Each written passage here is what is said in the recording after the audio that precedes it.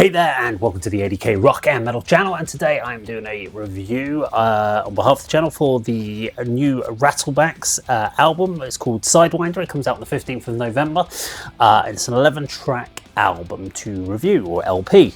Now I'm going to look at the press release. Going to have a look at that after I've given it. I haven't actually read the press release at all. I never do. Not until after I've actually reviewed the album.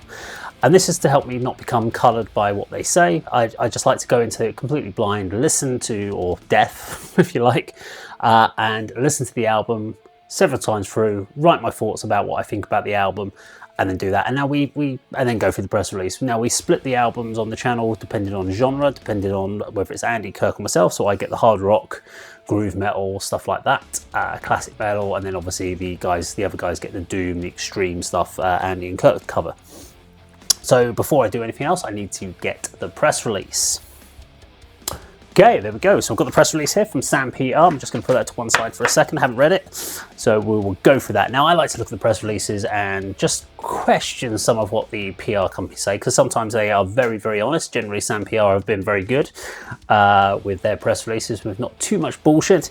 And occasionally you get press releases from some people that talk out of their backsides, but especially now that I can see it in post-haste afterwards. But we're going to talk about this now. I'm not going to go through every single song and talk about how the thunderous drums took me on a journey. If this is the sort of thing you're into, if it's a hard rock sort of band you're into, hopefully you're going to take your own impressions about the songs. But I'm going to try and give you a bit of an overview of my thoughts on it. So I mean, it's a raunchy slab of rock. I'm not going to say rock and roll, because that just makes people think of old kind of Johnny B. Good and stuff like that. But it is a raunchy slab of rock. It's a band that is not afraid of putting multiple harmonies in. There's kind of some nice three-part vocal melody harmonies on some choruses, which I thought were really good. They pulled together, like, influence-wise. I don't know who they've listed as their influences, but I heard everything from early 90s Skid Row in there, 90s bands like Terrorvision for the humour, because this band does have humour to their writing, whilst also being very serious as well. So Terrorvision came to mind when I listened to them. Modern Alter Bridge, so modern days rock it's got in there, but also they've got some of the elements of grunge in there with bands like Alice in Chains with their harmonisations, which I thought were really good as well.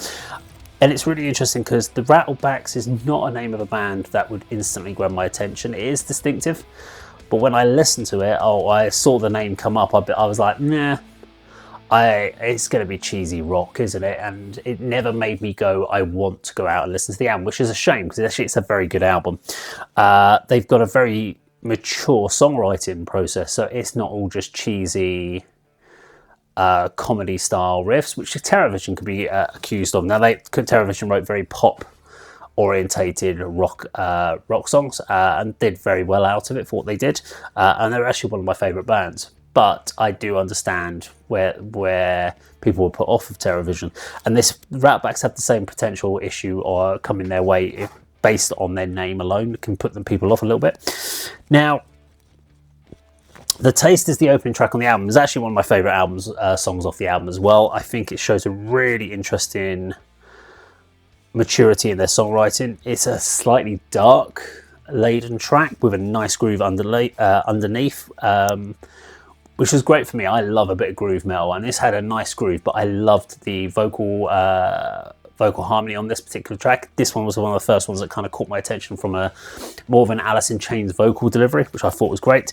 Dementia Lounge is very humorous. It's got a bit of hardcore undertone in there, and as I said, I'm not going to go through all the tracks, but these are a couple that stood out for me for different reasons and pleased me. Again, one of my favourite tracks off of the album.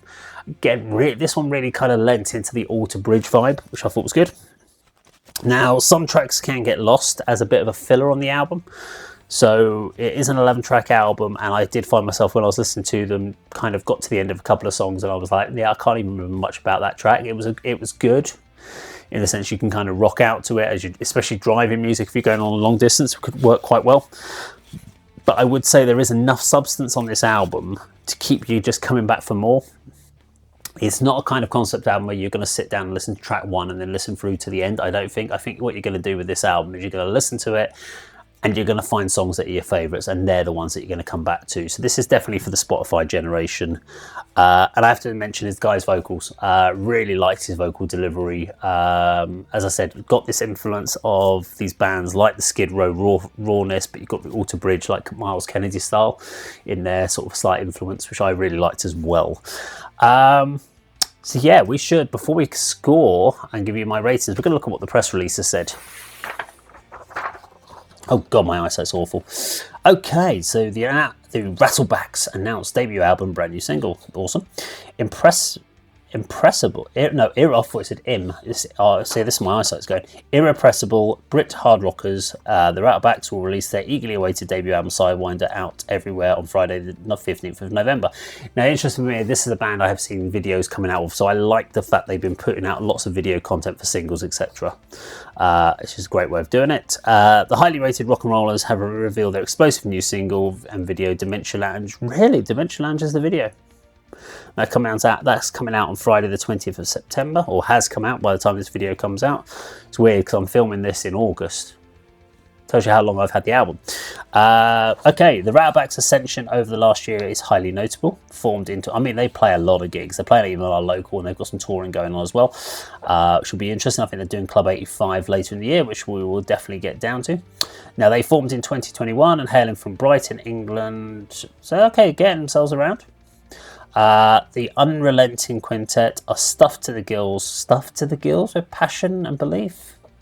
Stuffed to the gills. Okay, I'll let that one pass. And seemingly boundless ability. Okay. Getting boundless ability. Built around the towering rhythm section. I love this. There's some key words in here. Boundless, towering. Stuffed to the gills, unrelenting. There are certain power words that PR companies use which can get a little bit jarring after a while. Built around the towering sections of Seth Marks, Jack the Hell Holmby, as well as the guitar scene duo of Coxey and Max Horn, the impressive pipe work of Josh Clark. The Rattlebacks are destined to become your favourite new band. Okay, they could do for some people, I guess. Yeah. The Rattlebacks' debut EP, Kink planted the band on the map. The release pricked ears and snared hearty praise from Powerplay magazine, Fireworks, HRH magazine, and Metalized. Singles from the EP were greatly received by radio and tastemakers alike, and are after sold-out headline shows as well as a number of live performances with Tailgun have only increased the band's growing stock. Okay. This talks about what the band are going to do next. So as far as, it's quite interesting. So it doesn't really get into any details about what the album is for this press release. So it just tells you about the album's going. The fiery piece. I'm going to just talk the band's remark about the record. The debut album has been a lifetime in the making, made with the sole intention of reinvigorating the hard rock genre. Why does everyone go on about reinvigoration? Like every time I hear about a band, they're like, they are the freshest new band. They're bringing life. They've brought life to a dead genre. I'm like, the genre has never gone away. There's so many bands, and what it is people just haven't approached these bands or haven't come across these bands. There's enough life in it. There's plenty of life in there. It's just people like their old stuff as well. These fans don't want rehashed versions of what's done before, but they want a band forging their own path, and this is the first taste of doing just that. Yeah, no, I don't know if I can let that one pass. No one is going to come out with anything that's truly original. It's just simply a fact. What you can do is you can do stuff that's been done before and merge a few other different genres. That's what you're looking to do. So in this case, I could say, yes, you could say that you'd be an original in the sense you've got Skid Row influences, Terrorvision, Alter Bridge is what I picked out. So you don't just sound like a classic hard rock band. You go, oh, you sound exactly like Skid Row, for instance. But you're not doing anything massively original. You're just doing something very, very well. And you're doing it better than a lot of the others. That's what I would say. Let's have a look. Hard rock fans have deserved better for far too long, and we believe we've delivered the record the fans and the genre have been missing for decades. Oh, that's a bit of an ego on that one. I don't mind it. I like hard rock bands. They've just always got egos on them. They're funny. The Rattlebacks are the band that the music world needs. Raw, honest, powerful, motive, and completely mesmerising. Well, I'll tell you what, I'm going to come to your next show, or next show that's local to me, probably Club 85 later in the year, and I'll tell you if you're mesmerising or not. And I look forward to actually meeting you at the show, because I'll probably be filming it, knowing me. Okay.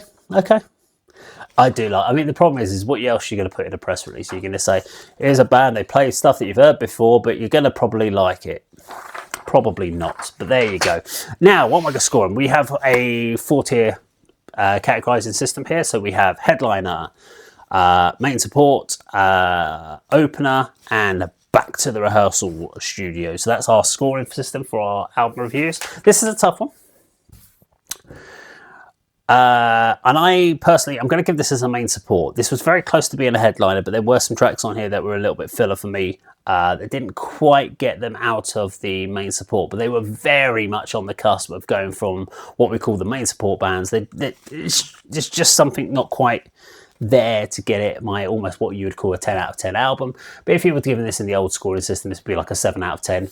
But we call this main support, and which is a very strong position still to be in, because you're the band that pretty much everyone's going to remember going forward. So there we go, Rattlebacks and Sidewinder. Now, if you enjoyed the video today, please do like, share and subscribe, and I'll see you in another video sometime very soon.